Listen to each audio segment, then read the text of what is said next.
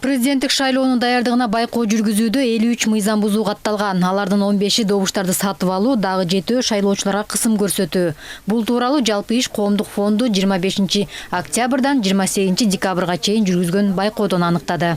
15-и добуш сатып алуу боюнча, 31-и административдик ресурсту колдонуу боюнча, 7 шайлоочуларга басым жасоо боюнча катталган. Ал эми Ички иштер министрлиги президенттик шайлоо алдындагы үгүт иштерин бузуу боюнча 45 факты каттады. 8-и кылмыш иши, 5-өө сотко чейинки өндүрүштөн кыскартылган. Шайлоо укуктарын жүзөгө ашырууга тоскоолдук кылуу боюнча бир факка катталган. Бул текшерүүдөн кийин кыскартылган Ош шаары боюнча жана 192 берене негизинде шайлоочулардын добуштарын сатып алуу боюнча 4 факт катталган. Анын 3-өө кыскарган.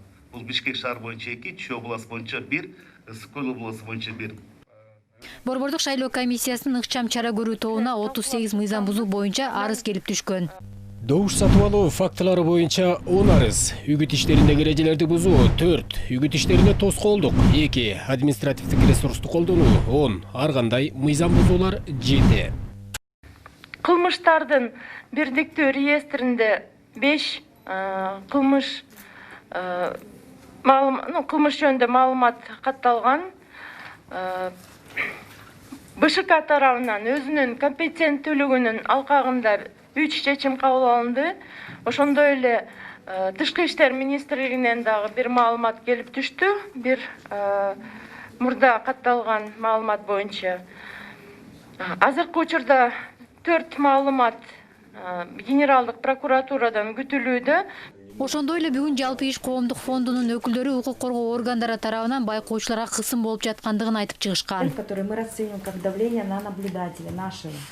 Биздин байкоочу буга чейин мыйзам бузулгандыгы туурасында маалымдаган. Бул боюнча биз ыкчам чара көрүү тобуна кайрылганбыз. Ош облусундагы Кара Суу райондук ички иштер бөлүмү чакырып, байкоочудан берген маалыматтан баш тартуу арызын жазууну талап кылган.